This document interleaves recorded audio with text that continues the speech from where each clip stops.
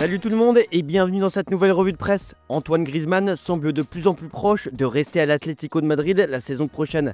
Selon AS, lors de discussions récentes pendant la trêve internationale, il a clarifié son intention de continuer avec le club et les deux parties se sont montrées en harmonie, bien qu'aucune proposition concrète n'ait encore été faite. Avec un contrat jusqu'en 2026, Griezmann est très apprécié par Simeone et ses coéquipiers pour ses performances exceptionnelles cette saison avec 16 buts et 7 passes décisives en 42 matchs. Parlons du Brésil qui inquiète clairement la presse ce matin. Le Daily Mail se demande comment le Brésil est devenu la risée du football de sélection. La Seleção traverse une crise profonde après sa lourde défaite 4-1 contre l'Argentine qui a souligné l'écart grandissant entre les deux équipes. La presse brésilienne parle d'un fiasco pour l'éternité, tandis que l'entraîneur Dorival Junior est plus que jamais menacé. Malgré une qualification quasi assurée pour la Coupe du Monde 2026, la Seleção peine à retrouver son éclat d'antan, notamment en raison de l'absence de Neymar et des difficultés de Vinicius Junior à briller en sélection. Dans l'équipe, on titre Samba triste, le Brésil que l'on a connu avant est mort. Dans Sport, on écrit « Il y a un monde entre cet albicéleste et ce Brésil sans âme ». Scaloni a dominé dès l'approche tactique, tandis que Dorival Junior a suicidé son équipe avec un plan inefficace. Le Brésil n'a jamais été un rival, et même le retour de Neymar ne semble pas pouvoir sauver cette Seleção en crise. Et cette situation pousse logiquement Dorival Junior vers la sortie. Selon Globo Esporte, la Confédération brésilienne de football a relancé les discussions avec Carlo Ancelotti pour lui confier les rênes de la sélection. D'après le média brésilien, Ancelotti a indiqué à la Confédération qu'aucune décision ne serait prise avant la Coupe du Monde des clubs en juillet 2025, un tournoi où le Real Madrid sera engagé. Cela pose un dilemme pour la fédération, patienter maintenant avec Dorival Junior malgré les critiques ou désigner un sélectionneur intérimaire jusqu'à l'été. Et de son côté, Xabi Alonso pourrait clarifier son avenir ce jeudi lors d'une conférence de presse. Il devra annoncer s'il prolonge son contrat actuel qui expire en 2026 ou s'il partira. Alonso, régulièrement lié à des clubs comme le Real Madrid, a déjà repoussé les avances du Bayern Munich et de Liverpool.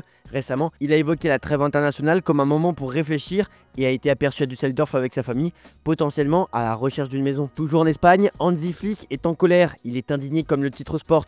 L'entraîneur du Barça a vivement critiqué les horaires de la Liga en affirmant « Quand tu joues à l'extérieur à 21 h, on est toujours en retard, je ne suis pas content. Quand vous jouez la Ligue des Champions, vous devez protéger vos équipes. Nous devons l'accepter, nous ne pouvons pas le changer. » Dans Sport, on parle aussi de Chelsea qui se mêle de la signature de Dino Shin.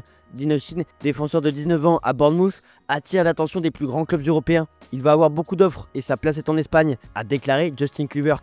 Chelsea, sous la direction d'Enzo Maresca, s'intéresse particulièrement aux joueurs, tout comme le Real Madrid qui travaille en coulisses depuis des mois. La décision de jouer pour l'Espagne rapproche Oysén du Real, estiment certains observateurs.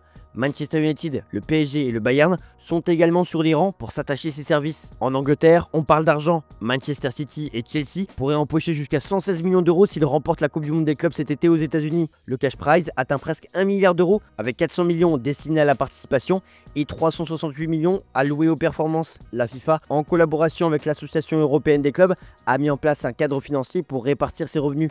Les clubs devront toutefois gérer la disponibilité de leurs stars internationales. Toujours dans le Daily Star, on évoque la situation du gardien de Manchester United, André Onana. Il refuse une offre lucrative d'Arabie Saoudite et souhaite rester à Manchester United.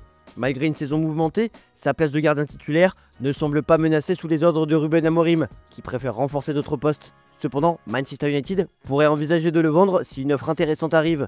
Pour rappel, son contrat court jusqu'en 2026. Comme pour nos joueurs français, les Anglais ont à leur tour dévoilé le salaire des joueurs de Première Ligue. Sans surprise, on retrouve Erling Haaland avec un salaire de 2,34 millions d'euros par mois, juste devant Kevin De Bruyne et ses 2 millions d'euros par mois.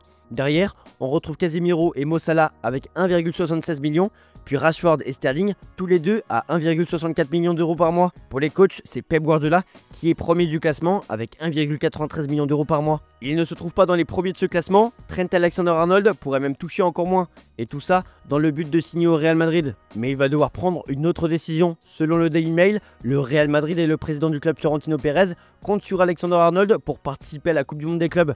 Le contrat d'Alexander-Arnold à Liverpool n'expire que le 30 juin, donc le Real Madrid devrait payer pour le voir résilier son contrat plus tôt s'il veut qu'il affronte Al Hilal. Si Alexander-Arnold était libéré plus tôt, Liverpool économiserait sur le paiement d'un mois de salaire et pourrait exiger une petite indemnité de transfert. En France, face au racisme, on doit se sentir fort. Dante a souhaité joindre sa voix à celle de Thilo Kehrer, son futur adversaire, alors que Monaco et Nice se retrouvent samedi. Les deux joignent leurs forces pour promouvoir la campagne de la Ligue contre le racisme. À l'occasion de la 27e journée, la Ligue 1 sera unie contre le racisme à l'occasion de sa 6e semaine d'éducation contre le racisme et l'antisémitisme. Dans l'équipe, on apprend aussi que la NBA envisage sérieusement de créer une franchise à Paris et a approché QSI, actionnaire du PSG, pour explorer cette possibilité. L'objectif est d'implanter un championnat européen dès 2026-2027 avec une dizaine d'équipes dans des villes clés comme Madrid, Munich ou Londres.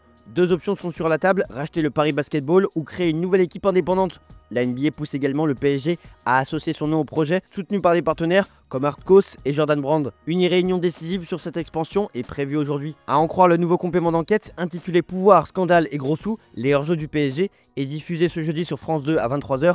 Nasser Al-Khelaifi nourrirait l'ambition de devenir un jour président de la FIFA. Mais on n'apprend pas que ça. Certains médias ont pu visionner en avant-première ce reportage et plusieurs éléments accablants sont déjà sortis sur le président du PSG. Un ancien responsable d'une armée numérique affirme « Il voulait qu'on parle toujours bien du PSG ». Si un compte influent parlait mal du PSG, il voulait le dégommer. Une facture de 25 000 € en 2019 atteste de cette activité.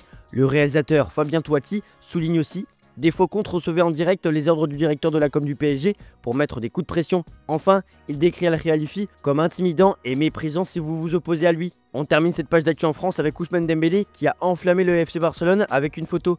Mundo Deportivo et toute la Catalogne ont repéré un détail. Ousmane Dembélé, ancien Blaugrana évoluant au PSG actuellement, a changé la photo de son profil Instagram pour en mettre une où il est avec Gavi. Hasard ou message ciblé pour attirer le jeune espagnol, on ne sait pas, d'autant que Gavi n'est pas vraiment privilégié par Hansi Flick en ce moment et que des rumeurs de départ ont émergé ces derniers temps. On termine cette revue de presse en Italie. L'AC Milan se trouve dans une situation critique avec un risque de ne pas se qualifier pour les compétitions européennes la saison prochaine. Cela pourrait entraîner une crise économique car la Ligue des Champions génère des revenus importants pour le club. Si Milan reste hors d'Europe, des joueurs clés comme Rafael Leao pourraient envisager de quitter le club, d'autant plus que son rapport avec les supporters s'est détérioré cette saison. Il a répondu à quelques reprises par des gestes sur le terrain. Le plus flagrant, c'était à Parme. Après avoir délivré une passe décisive, Rafael Leao a mis son doigt devant la bouche tout en regardant un fan milanais dans le secteur invité.